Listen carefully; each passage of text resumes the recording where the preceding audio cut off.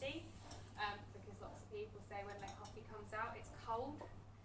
It's not, it's the temperature coffee should be brewed at. If we brewed it any hotter it would burn, but as soon as you put it into a cold cup that sucks out the heat. So I would strongly advise going to a warmer drawer if you're having a coffee machine. But going up to 85 degrees, that is your same temperature as your slow cooker, so your tabletop slow cooker that at this time of year start using quite a lot. So casseroles, tagines, all that kind of thing. Slow cooked fillet of beef, so just sear a fillet of beef, pop it in there and leave it on your middle food setting all day, then it will be perfectly cooked. We've done pulled pork and pulled beef in there, so you just put, say, pork shoulder or beef brisket in there with some stock, some onions if you wanted to, some beer, whatever you wanted to put in there with it. Just leave it. I just cover it with foil, yeah.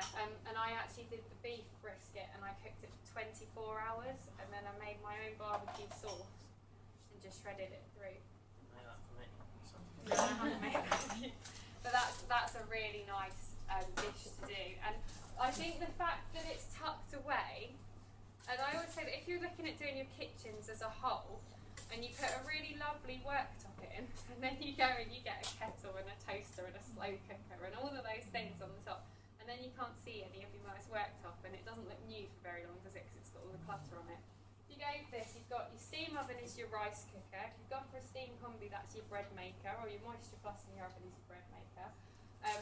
If you go for an induction hob, we haven't really talked about that yet, but if you go for induction hob, go for a whistling kettle that sits on the induction hob, because it will be quicker than an electric kettle. Then you can have that tucked away if you're not using it, and then you've got your slow cooker there, and your rice cooker is your steam oven.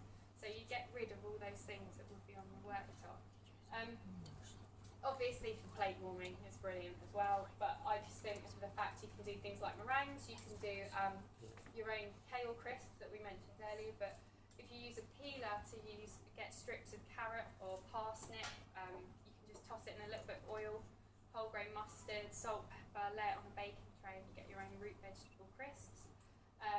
You can do strawberry crisps that are really cute for decorating cakes as well. Roast beef. This is the Oh yeah, your roast beef. You love the splendid roast beef. Yeah. Yeah, so beef, every time I cook beef in any form, I use the sous chef drawer, sous chef at home, because it's got the temperatures, like Kirsty was saying, that are so accurate and quite low, so you can set it to however you like your beef. So if you like your beef medium rare, that's 55 degrees. If you like it medium well, that's 65 degrees. Pop it on that temperature, put your beef in. It's never going to be overcooked, it's never going to be undercooked, so you can leave it in there as long as you want, or you can leave it in there for just the right amount of time because you've got a temperature probe with your oven. So if you've got thin steaks, you ever have it where you want steak and chips, you really fancy steak and chips, you're going to do steak and chips that night, or steak and whatever.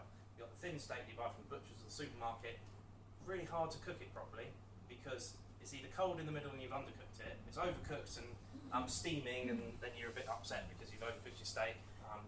So I pop it in the drawer, 55 degrees, leave it there for 45 minutes. The steak is starting to dry out on the outside, which is good because that helps it caramelise.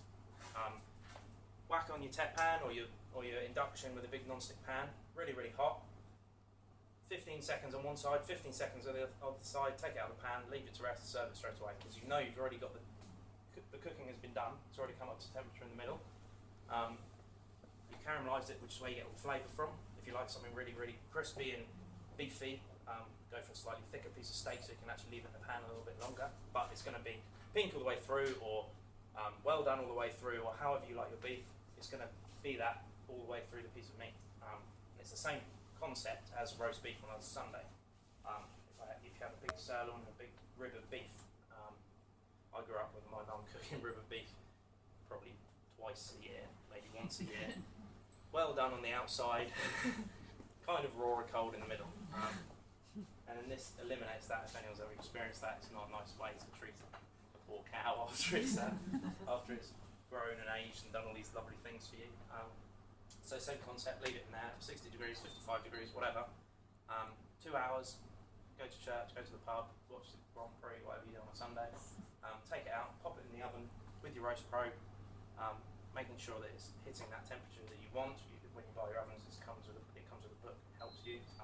But if you like something medium rare, 55, 60 degrees for medium, pop your roast probe in. It'll take 20 minutes for a 3-bone rubber beef. Does anyone ever roasted a 3-bone rubber beef for 20 minutes? It's ridiculous, but the drawer does everything. Wake up in the morning, pop it in your drawer, do gardening, whatever you like to do, pop it in the oven, nice and caramelised on the outside, let it rest. Resting is the most important thing. Half an hour, 45 minutes rest, carve it, perfect beef every time. So I should start calling it the beef drawer. Me the beef drawer. Because every time I cook beef, I use the drawer some way or another. But it's a tiny steak or a big half a can, or slow cooked brisket like Kirsty was saying. It's just the perfect utensil for beef, or whatever you want to say. Right, so this is